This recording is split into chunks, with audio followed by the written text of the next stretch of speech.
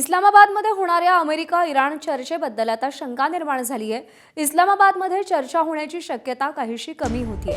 Trump Munir यांच्यातील फोनवरच्या संभाषणानंतर अफवा पसरली होती अशी माहिती आहे।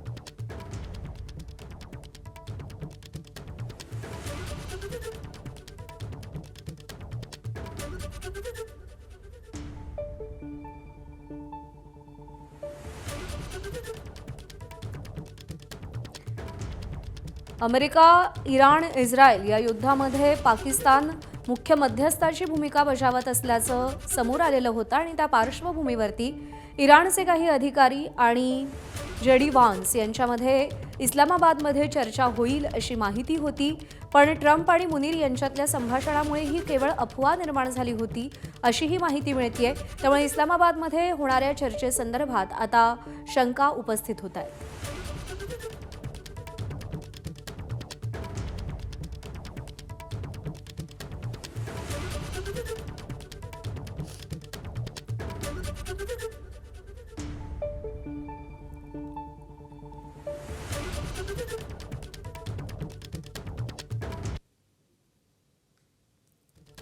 तर युद्धविरामासाठी इराणच्या 6 मागण्या काय आहेत? भविष्यात इराणवर हल्ला करणार नाही अशी हमी हवी।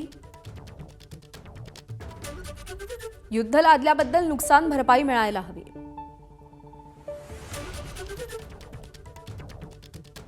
होर्मुझ सामुद्रधुनीवर इराणचंच नियंत्रण राहील।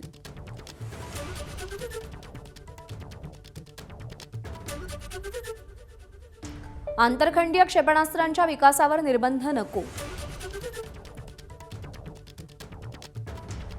आखाती देशातील लष्करी तळ अमेरिकेनं हटवावे। हिजबुल्लावर इस्रायलनं हल्ले करू नयेत।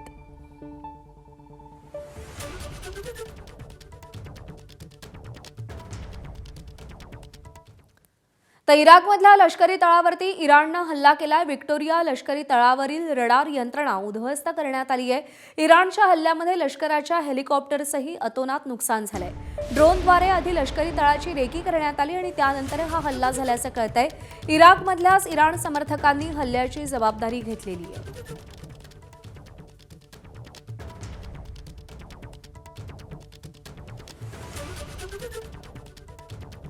इराकमधल्या व्हिक्टोरिया लष्करी तळावरती हा हल्ला करण्यात आलेला आहे। इराकमधल्या इराण समर्थक गटानं या हल्ल्याची जबाबदारी घेतलेली आहे।